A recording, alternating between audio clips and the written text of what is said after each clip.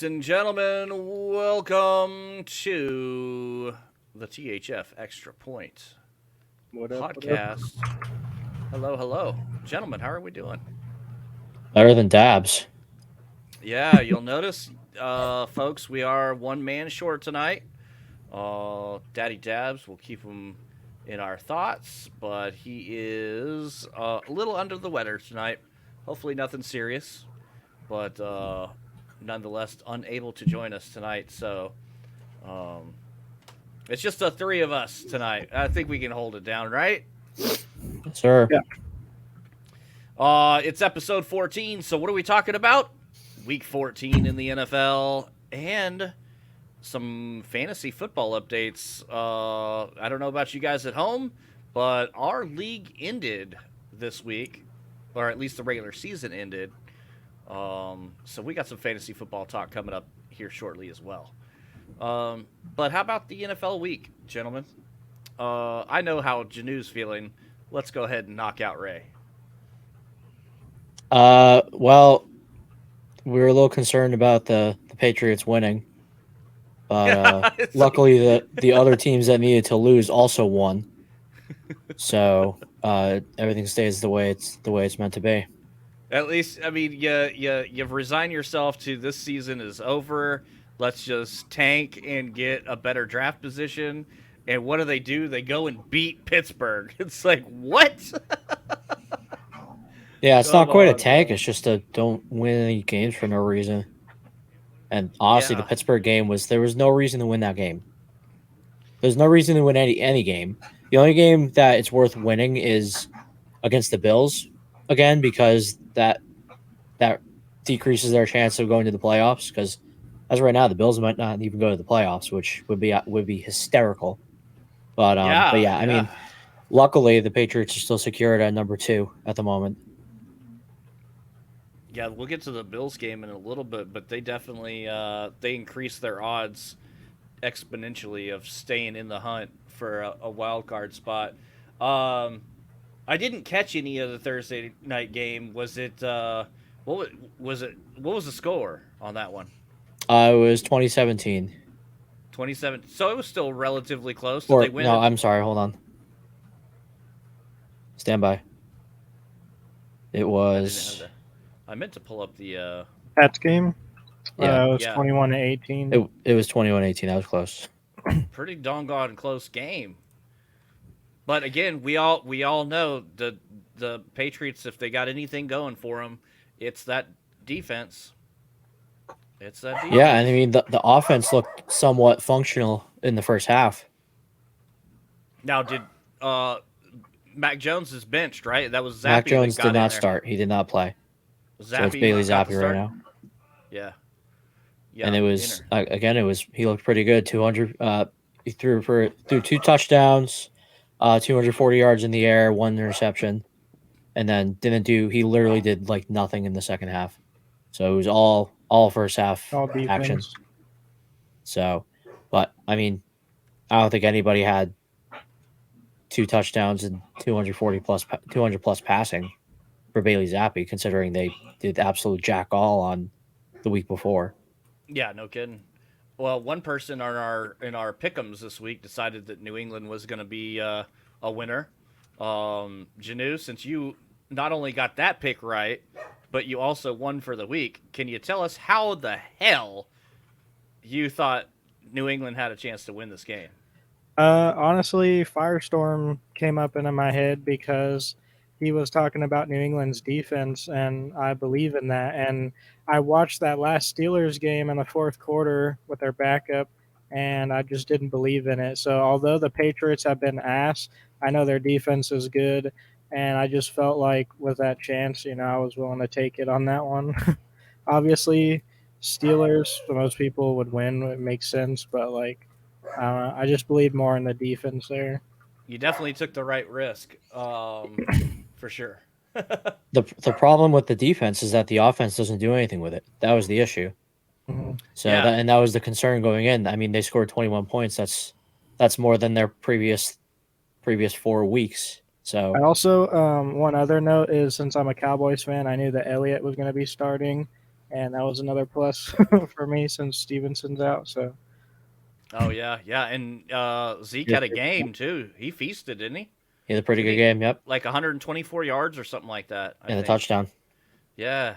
I mean, that's great. I love to see. I hated to see him go, honestly, but I'm glad he's having some success wherever he's at. We had another goofy game early on Sunday with Detroit going down to Chicago, and nobody got this one right. What? Did anybody watch any of that game? What happened? I didn't watch much of it, I but was at work. With the last Chicago game, how it went with Detroit, it wasn't super. I didn't expect everyone to go Detroit, but like it makes sense. But they weren't far off from winning last time around, so. Yeah, those divisional games are always kind of goofy. I mean, I've said that several weeks, I think, on this podcast. Divisional games are the one when you're looking for an upset. That's a great place to start because I mean, those got two teams in the same division. They know each other better than anybody else. So, but yeah, I don't know how you could have picked Detroit to win, and obviously nobody in our community did. Even Chicago. This was an surprised. absolutely ridiculous week of upsets, and pick'ems were just a mess. Pick'ems were a mess. Look at this board. It's crazy. Yeah, I mean 10 was the winner out of 15, so that's only 66% right there. Of course 66% is better than our season averages, but outside of Janu and 7, it dropped off to 8, only 8 right, which is damn near half, just barely above half. And yeah, and there were a couple more that had less. We had a low participation this week though. But I don't see how anybody could have done much better really with this weird slate, because then you also had Miami getting upset, Green Bay getting upset, Kansas City getting upset. I mean, Houston getting upset.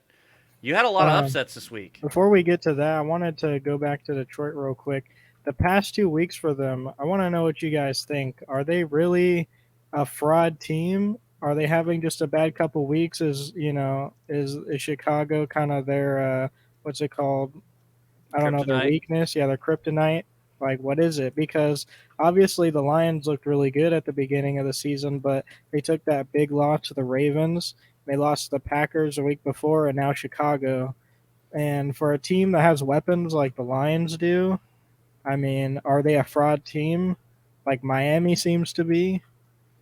See, Miami and Detroit both, I think they're kind of both in the same category. I don't necessarily consider either one of them a fraud per se, but they're still building up to what their potential could be. I could see, Homely said Detroit should bounce back. I honestly could see either team bouncing back. I don't think they're necessarily frauds, but and both teams probably are still going to win their division. See, I think Miami's a fraud, but I thought that before they blew it to Tennessee. Yeah, but in terms of the Lions, that division is wide open still. Realistically, yeah, but every team in that division goes on a run, and then they have a couple of bad games, and then they come back. So it's like it's going to come down to the wire, and these divisional matchups are really, really going to set the fate of these these playoff spots. Yeah, for sure. Yeah, divisional, and I think that's one of the reasons the NFL for a lot of teams stack those divisional games towards the end of the schedule, make it even more interesting down the stretch. I mean, look, you got Philly is going to play New York twice, and in the last 3 games of the season, last 3 weeks of the season, Philly has the Giants. And look what the Giants just did to Green Bay. They surprised them, Now, they're not, Green Bay and the Eagles aren't on the same level, don't get me wrong. But divisional games, bring the skill gap closer together. Yeah. Also, the Houston and Jets game. Now, Houston is without its entire offense pretty much. CJ Stroud, he might come back next week, but he's out with a concussion right now, has been confirmed. They don't have Nico Collins. They just lost Tank Dell.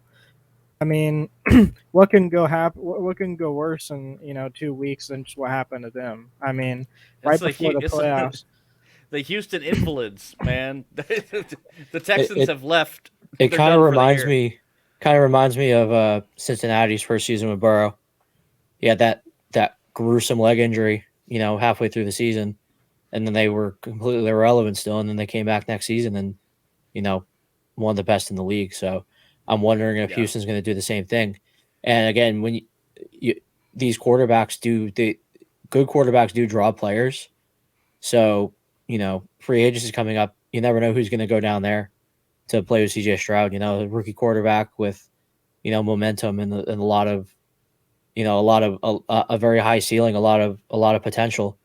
I don't think Houston's going anywhere.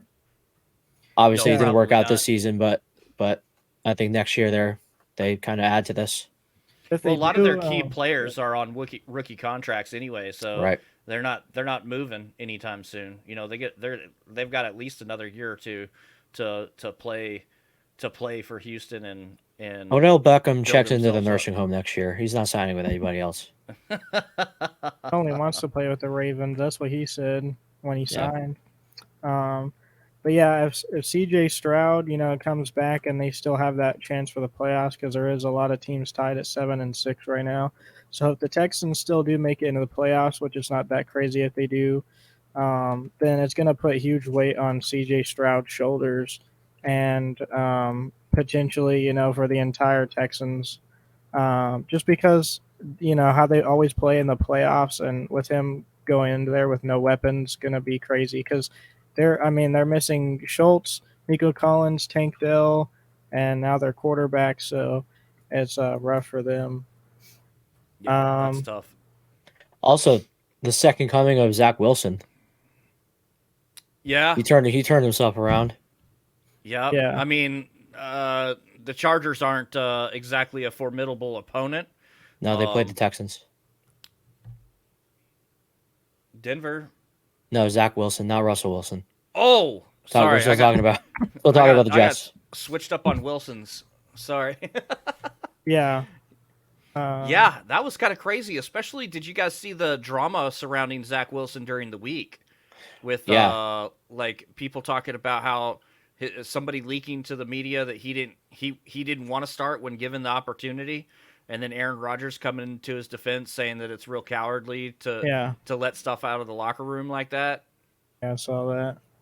Yeah, because he went and tried to find the player that did it, and he was asking around, to push him because, that's the team leader. You're not supposed to diss your quarterback. So Zach Wilson needs to, literally kiss Aaron Rodgers' feet, because he is the only thing that kept him from getting cut this season.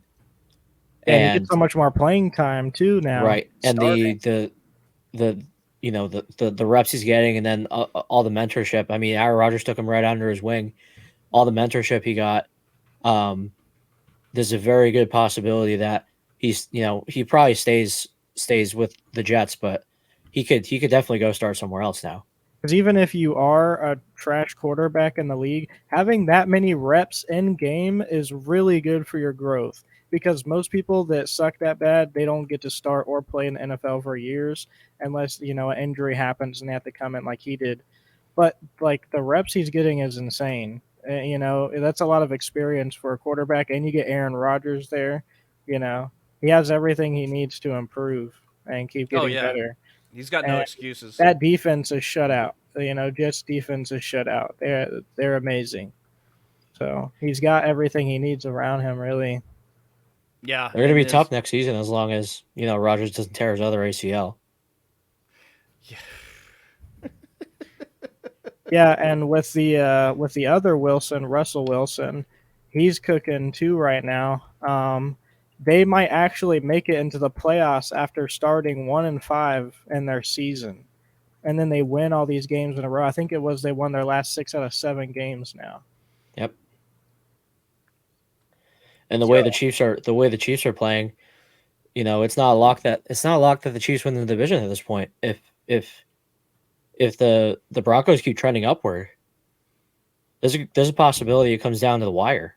Like the playoff picture is really screwed up right now. Well, there's 5 teams in the AFC that are 7-6, so that's a third of the league is on the bubble. Like it's crazy. And then and the AFC is kind of a logjam anyway. There's what did I say? There's 11 teams in the AFC that all have winning records, and there's everybody's pretty much 8-5, 7-6. That's like, and then you got the Ravens and Dolphins at the top, but I'll bring up the playoff picture as it sits right now here in a little bit. But the AFC's there's a lot of dogfighting going on for sure. Yeah, this playoff picture looks really interesting with all the teams on the fence of going in. Like this 1 week coming up could change everything, and all the following weeks. So it's going to be really important for teams to step it up here. I think what was the flip side of that on the NFC side? There's only 3 teams above 500. Was that right? I said it in the Discord earlier today. I don't remember I don't know if anybody caught that, but I think there's only. Hang on. The Cowboys, the Eagles, and the 49ers. Yeah, that's it, right? Those are the only 3 teams in all the NFC that has a winning record. That can't be right. No, maybe it was 5 teams. When did I say it? Did I say it this morning or last night? Just pull up the standings. Lion 9-4 count. Yeah, 1, 2, 3, 4. Yeah, Lions and Vikings. So it is 5. Yeah, it is 5. But the Bucks are leading their division, and they're with a losing record, 6-7. That's the same every year though. The Packers are. Someone has to win the NFC South in that 7 seed with a 6-7 record, and then they're opposite of the AFC. There's a whole bunch of teams that are 6-7 instead of 7-6 on the NFC. So yeah, that's where it's crazy. I mean, like the flip side, it really is a stark difference. The AFC North, every team's above 500. Yeah, that's insane. Yeah, so I don't think anyone expected the Broncos to have that happen to them. 1 game behind the Chiefs. Yeah, 1 game behind the Chiefs, and then on top of that, like everyone's been talking about, you have Mahomes pretty much breaking down over a ref call. Yeah, he walked it back today on the radio. Did he? Yep. He needs to. I mean, that was kind of crazy to go that nuts about. Like, I could totally understand if you were going to go that nuts on Kadarius Toney, because he was way offsides. That's my thing with it, is that the Chiefs, I mean, maybe I just think this because of how good they've been for so many years, but I feel like they always get calls for them. Like I swear the refs always. It happened in the Super Bowl last year. Yeah, then they always go to the Super Bowl and they're always winning, and then all of a sudden you have a season where they're not winning as much, and then Mahomes is completely breaking down. I mean, they were even talking about it before the game ended, how Mahomes is super, well-mannered. He's always in a good mood, a good leader for his teammates. But now what, If they keep losing like this, is Mahomes really that person, or was he only that person? No, he's not. And I think, obviously Mahomes is a freak of nature. Like he's wicked good in the field, and he's a weapon in and of himself. Like there's no one else that does it like him.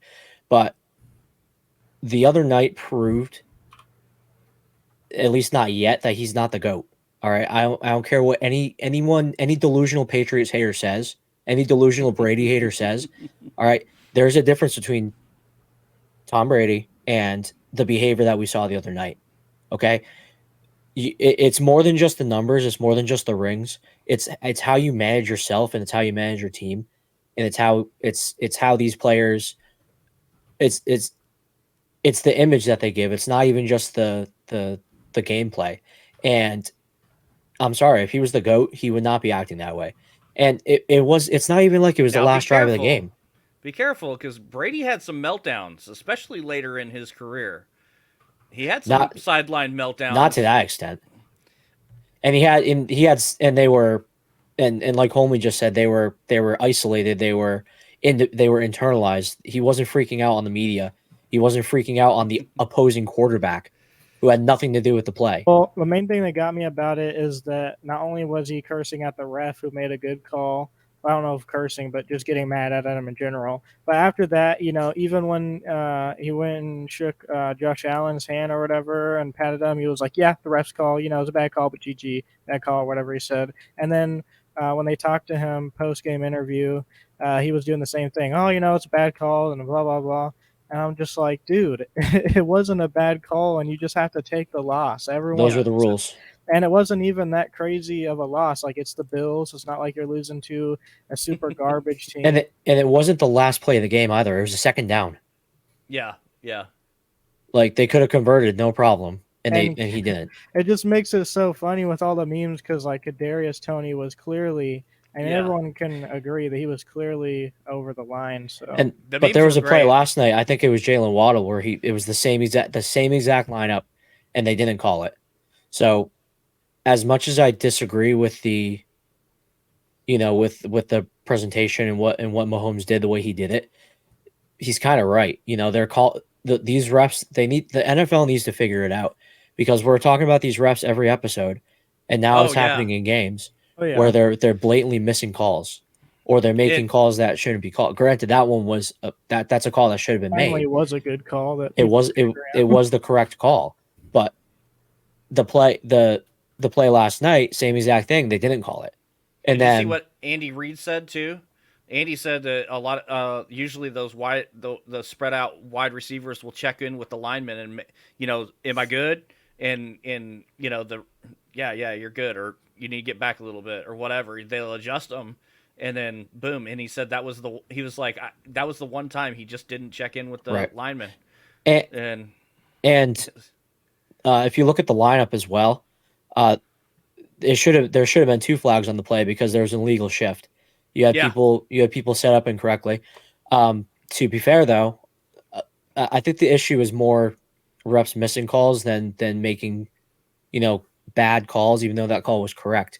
It was either the following series or it must have been the following series. They completely ignored a Von Miller false start. Completely ignored it. So, there's got to be a middle ground where they can't be made. If they're gonna make crucial calls like that, they also have to not miss them. Yeah, it's tough. I mean, the answer would probably be to put more refs on the field, but we don't want every game getting flags every single play, because we all know the cliche. It's that there's a penalty on every play. You just, whether they see it or not is the question. And so I guess the only solution to that is put more refs out there, which is going to turn into more penalties, which is just going to drag the games down. It's not going to make it fun. They're going to be 4-hour-long football games, and it's, I don't know what the answer is, honestly. Well, I feel like it's because there's a lot of penalties you can call that are really close to not being penalties, where you can say, yeah, it's a penalty, but if you weren't to call a penalty on it, I wouldn't be mad. Like with holding. I mean, holding is such a wide array of how you can, or passer interference and stuff like that. So I think if you bring in more referees and stuff like that, it might make it more annoying. But I think over time, as you adjust to actually having good referees, people would stop doing that type of stuff so much, because the reason why they do that is because they can get away with it. So to that point, I agree. I don't think the answer is more refs. What I do think the solution is more accountability for the refs. These people are professionals. They're supposed to be the best at what they do, and they whatever they say goes. Short of a coach's challenge, and certain things can't be challenged, they can call whatever they want, and that's that. Then they walk off the field and go home. Mm-hmm. So, yeah, even if they get it wrong. The announcers will literally say that is not a call they should have called. What do? Nothing happens. It's the same thing in baseball where you have balls and strikes. The nerds are everywhere. They're doing the math, and you see umpires making 80% of the calls right. That's almost 20, or it's almost 20% missed. Any other profession, if you were wrong 20% of the time in your job, you probably wouldn't have a job. Yeah. So it's the same with these professional referees and umpires. They get so much wrong, and there's no accountability for it. I think the biggest thing is consistency. I'd almost wish that they would chill out on some of these like situational penalties. That was that a penalty? Was it not? Like at that point, just chill on throwing the flag. Like you're throwing. There are subjectives and objectives. Like a play like that where someone clearly jumps before the clock goes off, or someone is clearly offsides. Those are objective penalties that can be called.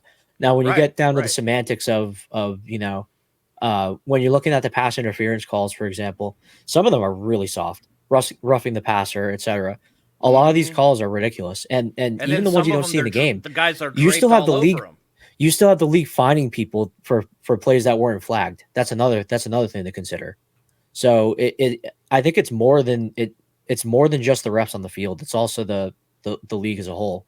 But that's a whole nother discussion.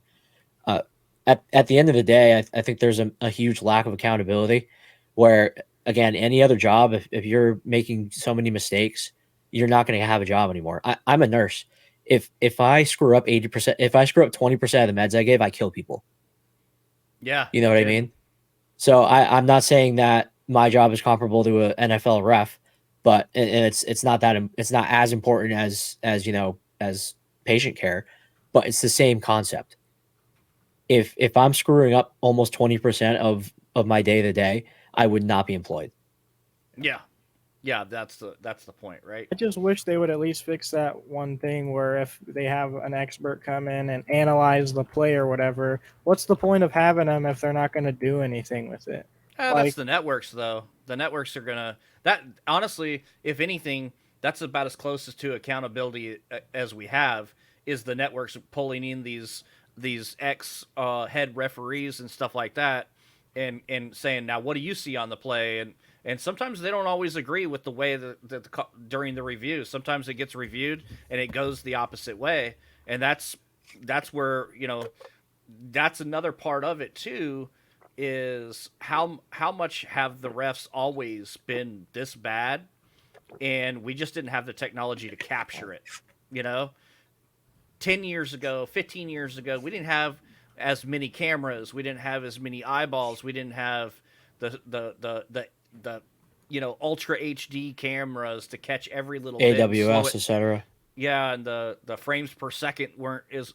Anyway, the point is, we're seeing more than we've ever seen before, but we still got to fix the perception for sure, because right now everybody thinks that the referees suck, and whether you're Kansas City, Green Bay, or Tom Brady's Patriots, those teams lived by getting late calls and good calls on their side, and there shouldn't be any team that has a reputation of getting good calls, especially late game.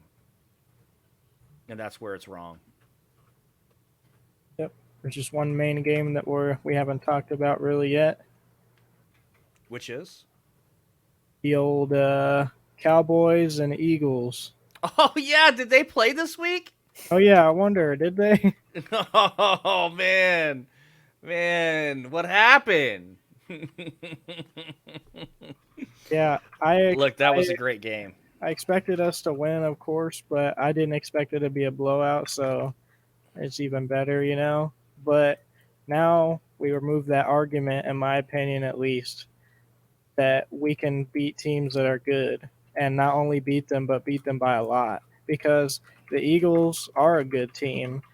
there's only one team we got to prove ourselves against. That's the 49ers, and they're the best team in the league besides the Cowboys right now. So I think that says a lot about our team, especially that win.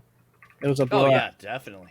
Definitely. They didn't even And have a yeah, chance. and yeah, beating a divisional opponent by 20 points is a blowout.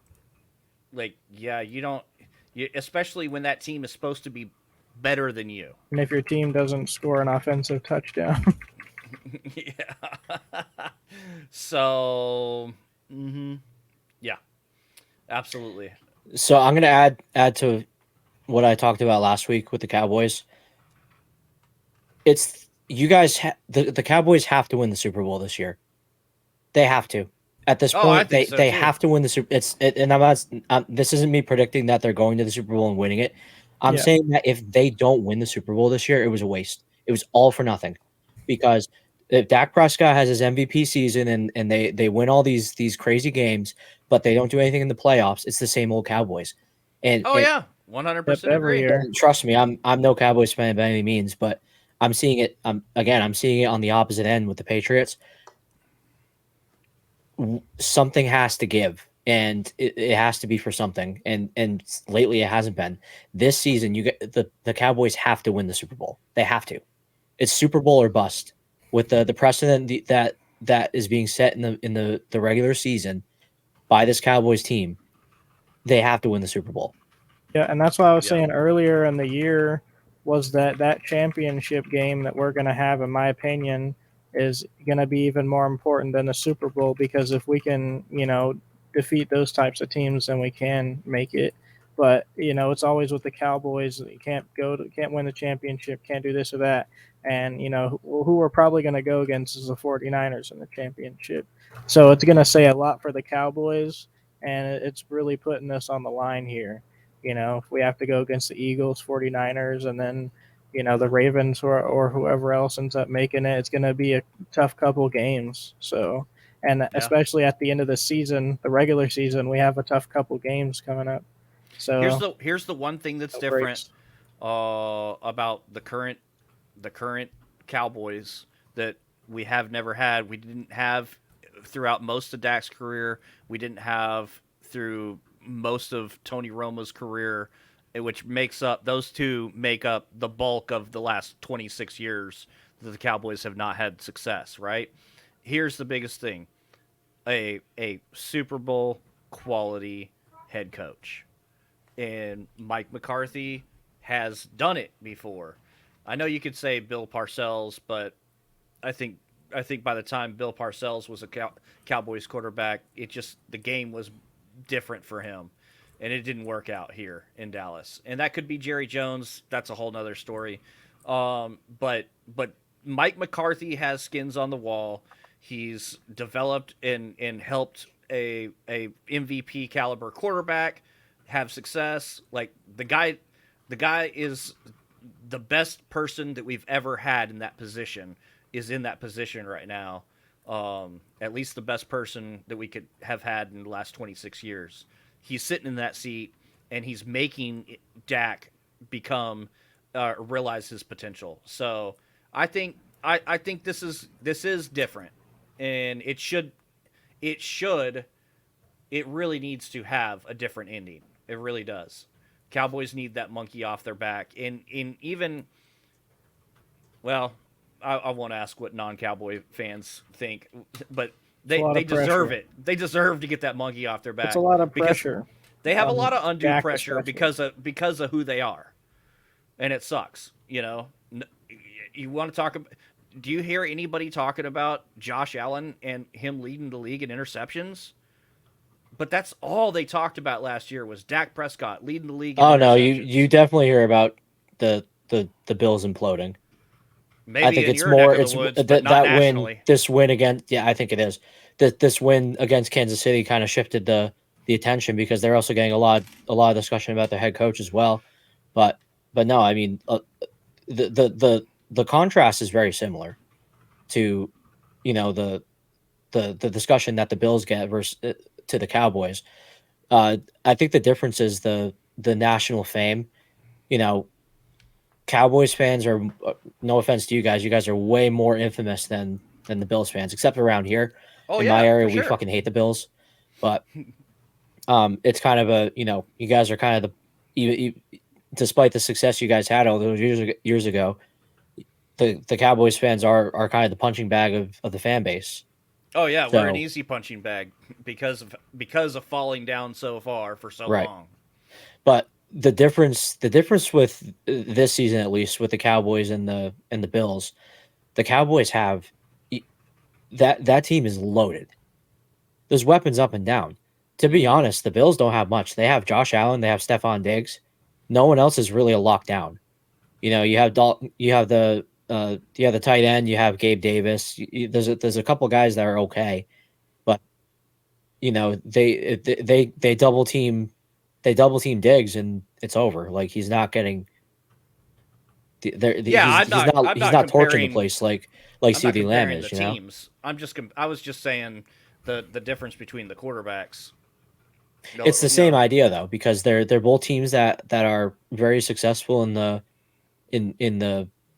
regular season, and they have generational talents that haven't done anything in the playoffs. So Bills fans are just a different type of deluded, but something has to give, and they're not really making major changes. Neither franchise is, and again, where do you draw the line? Where do you got? We didn't really get anywhere with this last week, but where do you guys draw the line? Is an NFC Championship enough for you guys? If you get to the NFC Championship, is that enough for the season? We have to get to the championship, but we're still going to get made fun of if we don't. If we don't win the Super Bowl, like we have to go all the way to get the respect. But my thing is it's like if we actually do make it and we win, what are people going to say? Like, who are people going to make fun of anymore? Are you still going to be able to make fun of the Cowboys? Like, people have been making fun of the Cowboys forever. Like, if they go out there and win the Super Bowl, like what are people going to say? It's going to be different for me. They'll still find not much for once in the first 26 years. No, that'll be the joke. That'll be the new joke. Is like, yeah, they just said it's our year every year until they finally got around and won it. And. They were finally right, 26 years of saying that's a precedent that's been set. That's a precedent that's been set. That's unfortunately not going to get shaken until the Cowboys win the Super Bowl again. But then the Cowboy fans are never going to shut up. You're right. You guys barely shut up as it is, but no, I'm joking. But again, it really is that and that's a precedent that's been set. That it's our year, and it's not the year. Yeah, so, me and Jason are a lot more calm than most Cowboys fans are. Like a lot of my friends are. I really think this year has to be it because of the precedent that's being set in the regular season. Other than a couple kind of questionable losses earlier in the season, the Cowboys are turning it around. They're on an absolute tear at home. I will say it would be devastating if they even go to the NFC Championship and don't win it. If they go to the Super Bowl and don't win it, both of those things would be devastating to me. But you also have, as a realistic fan, just in general, but if they go to either one of those games, that's an improvement on where they've been. So it wouldn't be a world ender, because it still would be an improvement. Dak has never been to an NFC Championship. The Cowboys haven't won one in 26 years.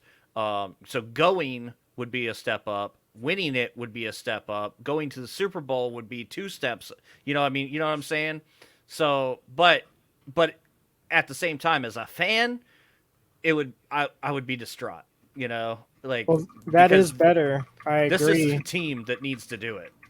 I agree that it is better, but the thing with the Cowboys is 2 things. One, this is the best team we've ever had, in my opinion, the best defense we've ever had, which is a huge game changer. And Dak has been playing insanely different. Like, this is the best team we've had in a long time, even better than last year when I thought that it was better.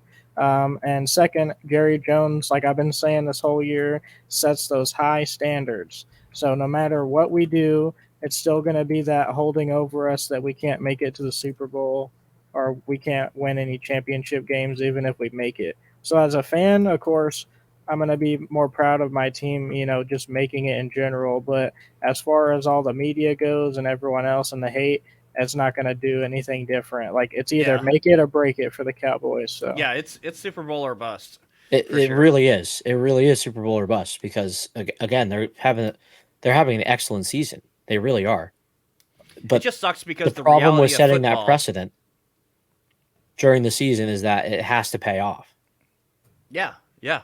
And it's almost a too big to fail at this point. It just sucks because it's football, and it's a cliche but it's based in any given Sunday. I mean, how many upsets did we just talk about? How many upsets this week did we just talk about? Or hey, this is the year of the quarterback injury. I mean, Dak's a quarterback last time I checked. Knock on wood, that guy stays healthy. But my God, like anything could happen any week between now and the Super Bowl. If something happens and they don't win it, it's very possible. And it's like, it is still football. It's still football at the end of the day. My main thing that concerned me is just Dak's playing better, and that's all I've really wanted for the Cowboys is for Dak to just play better, and he has been. And as you can see, the offense is clicking, so not much more you can ask for. Yeah, that's why I say this is the year to do it because they're really at least right now there is no excuses. No excuses. Right. They have to do it this year. And what Lobster just said, where you guys are the Cowboys are breaking records and they're having a historic season. Okay, that's great. That really is good. That's cool. But the championship isn't about setting history and smashing records. It's about winning the Super Bowl. That is the objective, Yeah, it's like so. But that's just another example of why this is the year we should do it. Yeah. And more you can ask I for, agree. dude. We have an amazing team. Like we should be able to go to the Super Bowl. So, yeah, Dak's got to be that guy, and he has been. So, obviously, I know it's more Delulu Cowboys talk, but there's more of a chance that we go to the Super Bowl this year than in the years prior, for sure. Oh yeah. Another thing to look at with the success that's been had this season, I think it's really hard to replicate that if they don't make it this year. Mm-hmm. The Cowboys, if they don't win the Super Bowl, and to be fair, even if they do win the Super Bowl, it's hard to replicate it. It's exceedingly rare that a team makes it back a second year in a row. I mean, even Mahomes hasn't done it. Yeah, but if we do, we just need that one Super Bowl just for the team, just for the motivation, like even if we won one and didn't win one for years, I feel like it would take a big scratch off of everyone's back, dude. Yeah. Because especially for CD, like he really deserves one. He's a great wide receiver. The Cowboys in general just have been out of it for so long. He's a youngster. Even if getting used to it. we lose championship games for years after we win a Super Bowl, it's like it's not going to mean as much because we have that Super Bowl win. So I feel like it'll take a little bit of weight off the shoulders of people, that like the Cowboys and just the Cowboys themselves. So, and especially, the biggest thing is for Dak because Dak really needs it because although we judge him, for how he's played in the past, and people are a little bit more critical of him because he's a Cowboys fan. He's a human too, and he's lost a lot of family members. He's gone through a lot of crap, and I definitely would want for him to win a Super Bowl and to just feel like he proved everyone wrong. Because he does get the most hate for out of a lot of quarterbacks. So, and playing for a team like the Cowboys, it comes with it. But he really is a good dude. I think we need to move on because otherwise we're at the risk of running too long tonight. The only other big storyline that we didn't touch on that I can think of off the top of my head was in that Denver and Charger game. We did lose one more quarterback on the season, one more beginning of the year starter goes down, out for the rest of the year. We're up to 60 or 61 starting quarterbacks on the season. That's a new record. It's insane. It really is. Yeah, I think it was 15 backup quarterbacks are starting right now, something around that number. So pretty much half the league almost and is then backup. is Stroud definitely out next week? I mean, or is he still day to day or questionable? Or They might play him because they need to go to the playoffs, but he really doesn't need to play next week because he just got a concussion. So I'm saying they're probably gonna sit him, but I'm not sure. Who's the backup? Who's even the backup for Houston? Mills, Davis yeah. Mills. Oh, that's right. I wasn't sure if he was still there. And he did okay in relief. Obviously, not quite good enough, but I mean that Jets defense is stout. So, but yeah, it's crazy. It's crazy, and I think Minnesota they're talking about potentially benching Dobbs, who just got back and just got back. Bench him too. Yeah, he got benched in the middle of the game, right? Yeah. It's like, woof. And I don't even know that guy. He's not on my radar at all because he's like they're technically their fourth or fifth string, I think, now at this point. Because they had, they had Dobbs already go out, and he was already the third string. So yeah, they're not committing to anybody yet. Starter, last I heard. So pretty crazy. Pretty crazy. The coach wants Cousins back. He wants to bring him back next season. He's still number one. But yeah. There's a good chance he leaves, goes somewhere else. I just can't believe Dobbs is playing like this all of a sudden. I'm not off the Dobbs train yet. If Dabbs was here, he'd tell you I told you so. Oh, he'd be taking the victory lap, but I'm not giving him the satisfaction. I'm smoking that Dobb pack. I'm going to the Pastronaut City until I die. It's Dobb season. Hey, all this rocket scientist will figure it out. All of this fantasy, real life football led to a lot of fantasy football action. This was our matchups of the week. Firestorm, you needed to win to make the championship. I needed bracket. Two things to happen. I needed to beat Homely, and I needed Bolt to beat the Philly Special. And neither of those things happened. So. Oh yeah, you needed two things to happen then, eh? Okay. Yep. Okay. Yep. So cup holder Arrow Dark gets the top spot in the league, followed by That's What She Said, and also let's see, Philly Special comes in third, and fourth place is Damn It Bobby Dirty Nickel. So that's which Nickel is he's a previous winner. He won 2 years ago. So there's a chance we could get a repeat winner. But last year's winner, Mr. Digital Navy, whose current name is holding the trophy for Cheesehead because he was the biggest loser last week, he is out of the championship bracket. So there will not be a repeat winner this year. Sorry, Brian. Rip. So does the draft placement... Is that based on the final standings of the league, or is that on the playoffs? Nope. No, it's final standings of the league, including the playoffs. Okay. Because you could still have some more. We got two brackets. Obviously, 12th through 9th is set, right? 9, 10, 11, 12. Yeah, the last four places they're set because they're done for the year. But then we've got two brackets going on. We've got the championship bracket.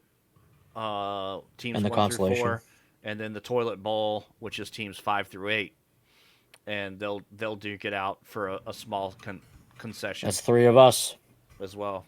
Yeah, that's that's us. Well, we got 2 rivalry matches going on right now. I'm going against Brian, so even though I got Brian. You and I, buddy. Okay. Yep. Well, good luck. Oh yeah, we could. Yeah, where's my? Here's your championship semifinal, consolation semifinal. That'd be pretty good. Yeah.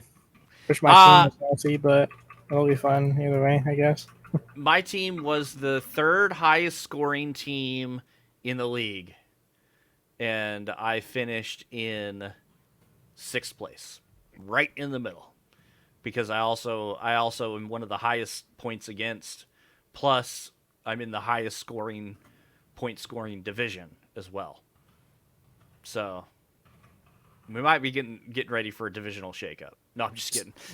Well, so I think two things should happen next season. One, I think the division should be switched so that the four of us in the podcast are in a division together. And I think it should, with a 12-man league, I think it should be a 16 playoffs instead of the 4. That's pretty much a given. We've talked about that not only in the Discord but here on this show before. I've also had a couple private conversations about that as well. So yeah, probably next year it will increase from 4-team playoff to 6-team playoff, with the top 2 getting a first round bye.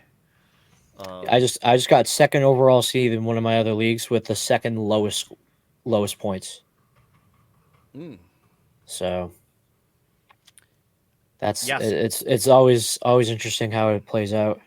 Well, and that's one of the reasons to going from 4 to 6 playoff teams is to kind of take a little bit of the luck out of the schedule, because like I said, I was the 3rd highest scoring team in the league this year, and I was fighting just to. I don't think I ever even sniffed 4th place. In fact, at some couple weeks in the league, I was in last.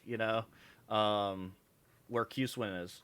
So yeah. You got to take a little bit of the luck out of it and do it by points scored. Make points scored have more weight.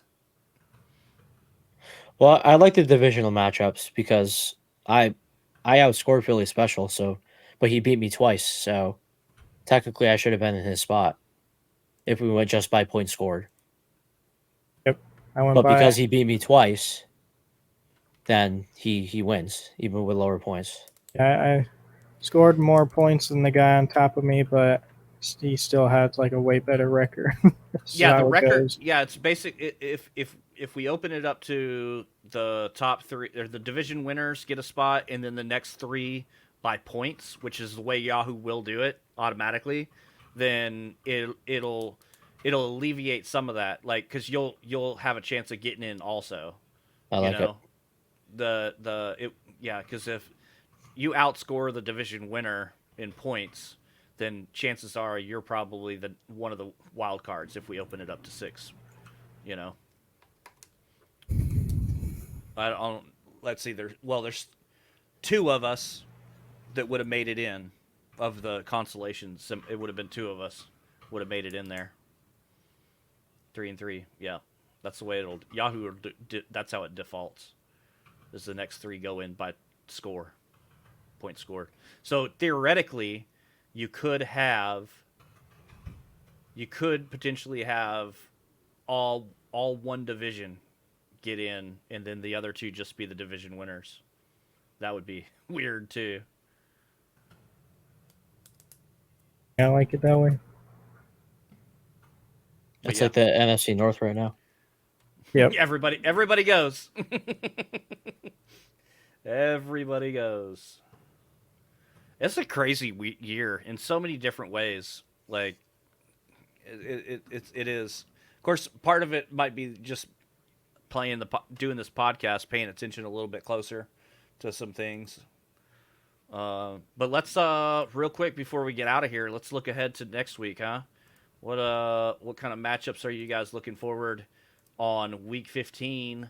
Any special start sit recommendations or waiver wire recommendations based on the matches that we got here for fantasy, or are there any games next week that are a lock?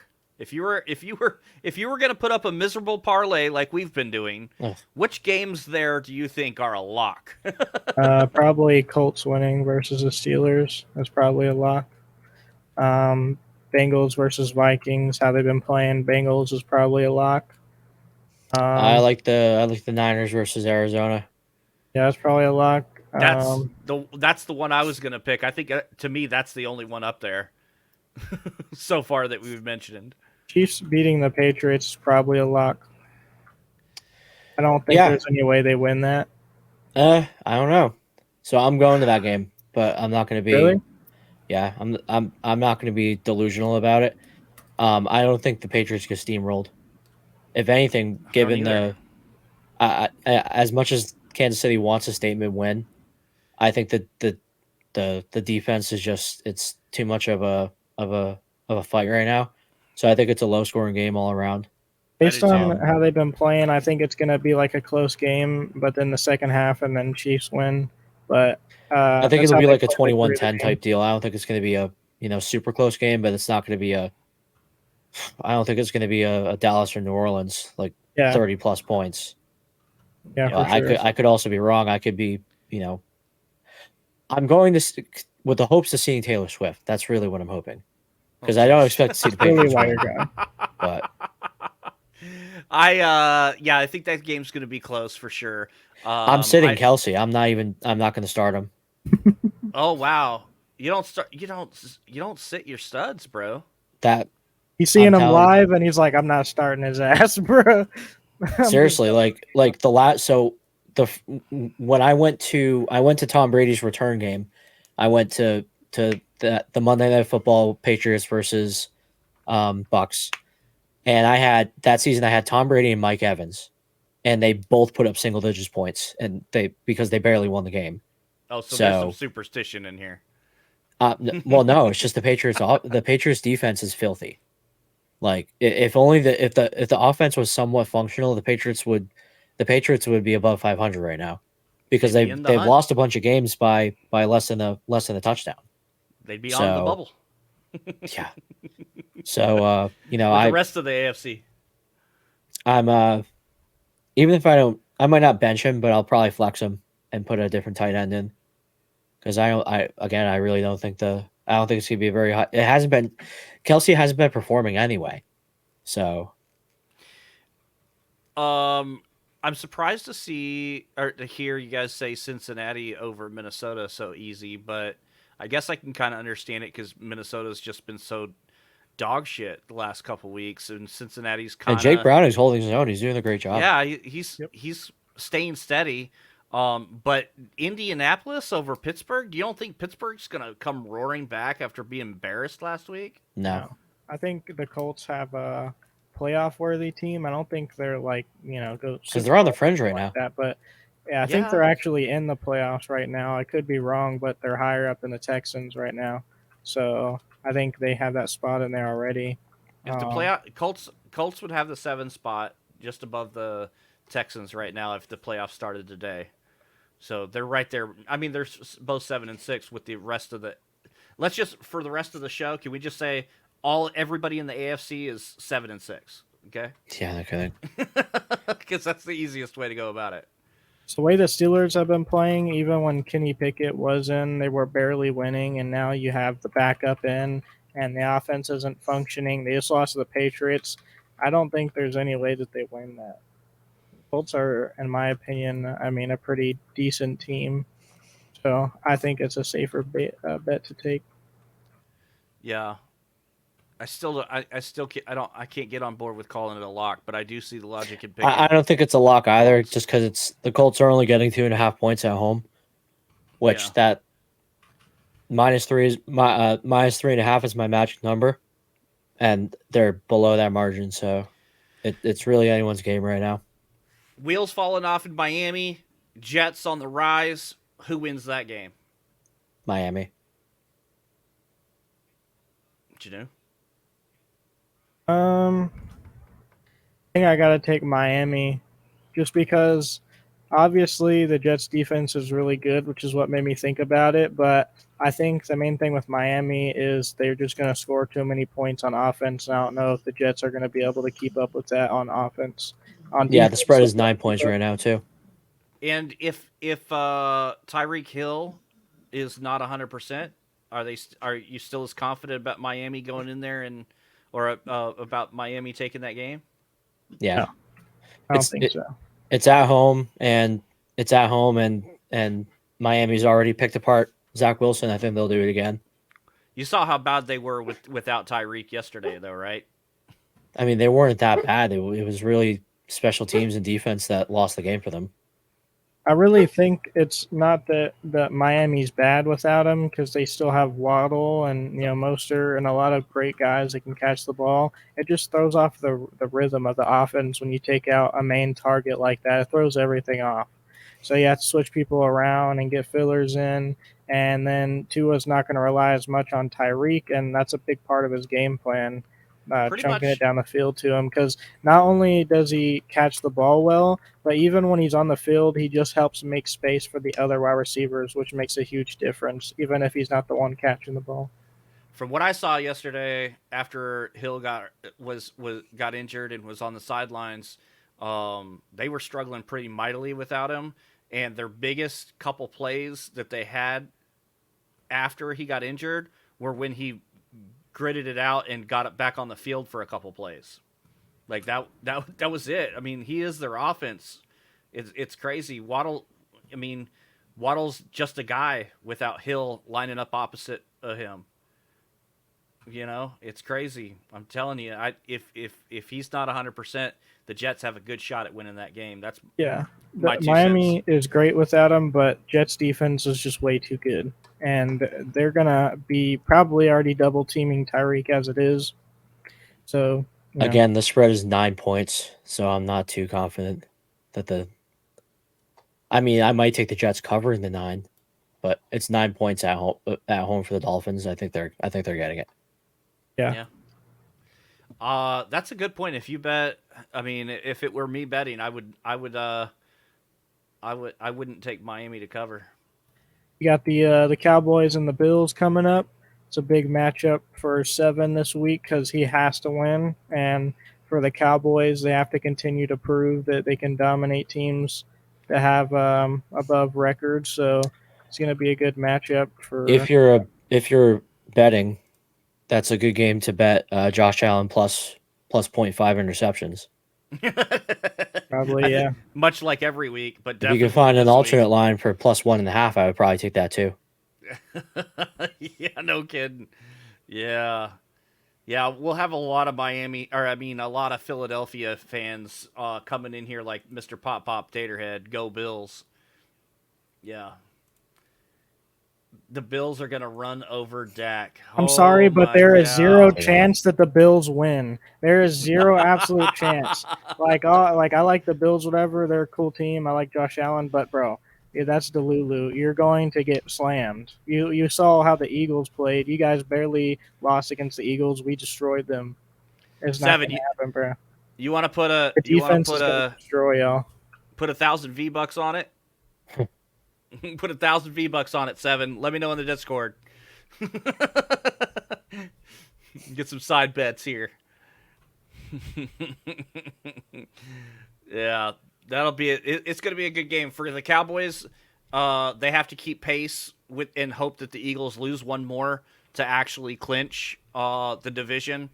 And they also need to keep pace with the 49ers.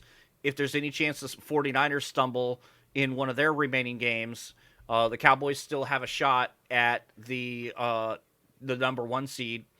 And if they lose, it's pretty much over. And I love the momentum of the Cowboys having to win every game. Like, that's a lot of people just think that the Cowboys have to win out. And as long as the Eagles and 49ers continue to win, then that's absolutely true. And I love the pressure that's on the team because I think that momentum and that must-win mentality will carry them and benefit them and behoove them in the playoffs. And I know we keep talking about the Cowboys. I want to say one more thing. When you think about it, it really is Cowboys have to win like the next 7 games in a row. Because we have to prove ourselves in the rest of the regular season games, and then we have to win the playoff games and win the championship to win the Super Bowl. So it's really like the Cowboys have to prove themselves that many times in a row. It's just a lot to think about, that we have to keep this momentum going for that long. Let's go. What else? Yeah. Obviously, San Francisco, we said that's probably a pretty easy win for them. Wait, who does Philly play? Oh, Philly and Seattle on Monday night. Now this is the one. This is the one that I said would be the Eagles' third straight loss. That's the one I called. So I'm very excited to see this game on Monday night. That's the one that got flexed from Patriots Chiefs. Oh, really? Yep. They switched up the schedule on that one. Like I really, now it's gonna have to depend on Geno, because what I think even if Geno plays, I don't think Seattle wins. Even if Geno plays, yeah, Seattle's a tough place to play. Seattle's a tough place. It's kind of like Arrowhead. It's tough to play in Seattle. So it is, but I don't think the Eagles take what just happened lightly. Couldn't take 3 losses in a row like that, right? Yeah, I don't think so. I mean, 49ers took 3 losses in a row, and we all know that they're a better team than Philadelphia. So yeah, the Vikings beat them. Yeah.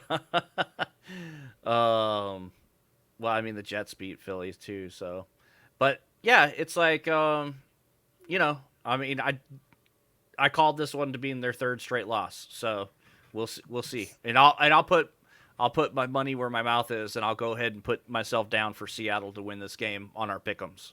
Really? So, yep. It's bold. I like it. I love it. I want some more. Okay, I'm sorry. I don't want it. I don't want it. Take it back. What else? Anything else out there stand out to you guys? You guys want to talk about Atlanta and Carolina? Or how about that Thursday night football game? How much of a snooze fest is Chargers and Raiders?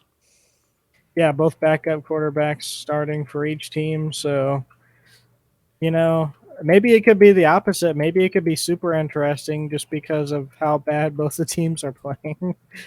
2 weeks, 3 games, those 2 teams, they've scored 13 points collectively. Wow, sounds like the Patriots. Over the last 2 weeks. 13 points is all those 2 teams have scored in the last 2 weeks. Now, granted, Raiders were on a bye 2 weeks ago, so it's only 3 games instead of 4, but 13 points. That's it. That's all those 2 teams could muster over the last 2 weeks. Jimmy G was giving Devontae Adams like 1 target a game, bro. I don't want to see any more of Jimmy G playing, bro. Isn't the Jimmy G like hype dead, right? It's totally dead. Like 7's the only one still on the Jimmy G train. Devontae Adams had one of the best games that he's had in a long time. So recently, with Aiden O'Connell, whatever his name is, starting. And he didn't get anything like that during the beginning of the season with him playing. That's crazy. How do you not make your number 1 wide receiver your best friend, bro? I don't understand it. Especially for a guy that's supposed to be as good as a lot of people thought he was at once upon a time. Think, oh, Jimmy G's got Devontae Adams now. Watch, you're going to see what he can do this year. At least 7 still thinks that, but that's it. One more good game too that we didn't talk about as well, especially if Trevor Lawrence is starting, which he should be. Ravens versus Jaguars.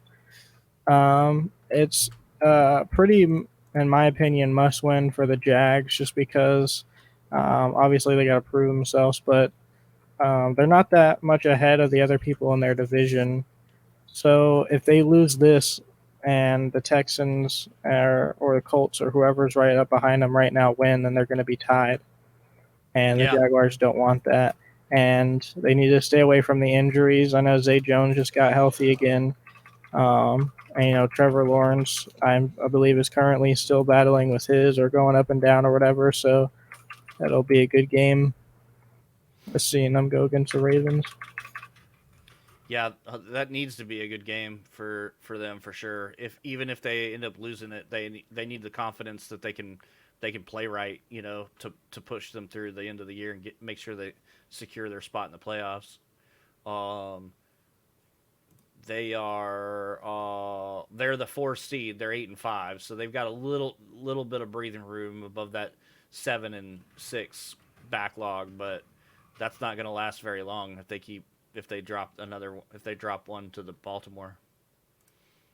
They're going to get caught real quick. What else? Oh, I think we already kind of mentioned it before. Since we did terrible on our parlay this week. No questions, please. Turn that thing off.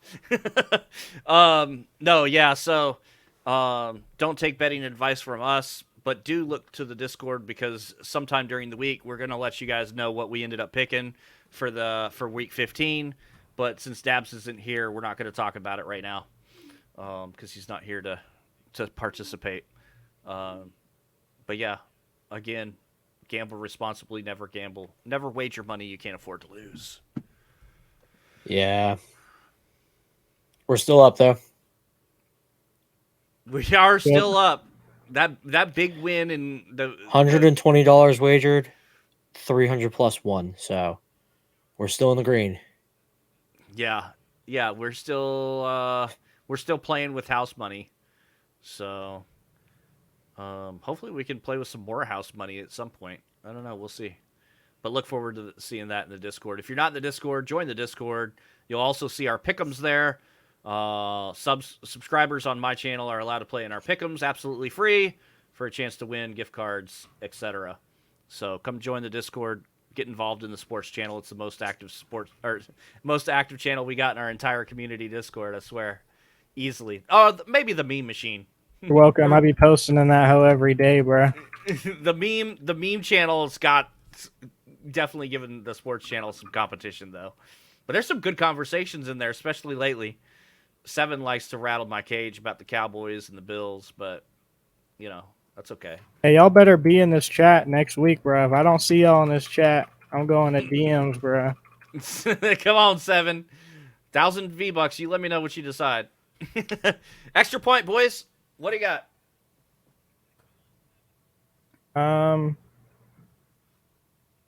Yeah, I don't think the Bills have a chance next week. I'm sorry. It's the only thing I can think about right now. I don't think they have a chance. I think we're going to win by at least 2. So my extra point is the Shohei Ohtani endeavor comes to an end. Signed with the Los Angeles Dodgers for $700 million US. And the way his contract is structured, the way his contract is structured, which it's already one of the high, it's the highest in baseball, and it's one of the highest in all of professional sports. Mm-hmm. But the way the contract is structured, he defers 98% of that contract to the end of it, meaning he's going to take an annual salary of his $70 million, and he's deferring $68 million of it. So he's only getting $2 million a year. $680 million. Bro, what? Right. So he's getting 20. He's the contract is for $700 million. He's deferring $68 million a year. So over the 10 years, he gets $20 million, and then the remaining $680 gets paid out. Oh, you were doing it by year. Sorry. So it's insane. That's insane, and it's just a mind-boggling number. And a lot of money for a sports player. A lot of money for a sports player. However, he is a generational talent. There will likely never be a player like him again. And he will definitely bring a spectacle to Los Angeles. So I was hoping to see him in Boston, but yeah, some things don't go our way. Seeing that contract that he got, I'm not entirely disappointed that he didn't come to Texas, but man, it would have been nice to see him. If you follow baseball, you know you wanted him, period. But I don't know if I wanted him for $700 million. That's insane. Considering he's not going to pitch forever, and he probably won't pitch again for 2 seasons. So, yeah, he's definitely not pitching next year. Maybe even the year after. If he does, it'll probably be towards the end of the year. So he's a DH. It's $700 million for a guy that's going to DH for a year and a half minimum, and then hopefully hopefully he sets some home run records or something to make it worth it, because that's insane. And Tommy John is it's not an absolute to come back from, pitching wise. Considering he's already done it once, so the likelihood this is twice is slim. That's crazy. But like you said, he's generational talent, and what he did up until this point earned that $700 million. Now he's got to go play for it. So I like that. Good extra point. Yeah. All right, boys. Let's get out of here. We'll see you guys next week.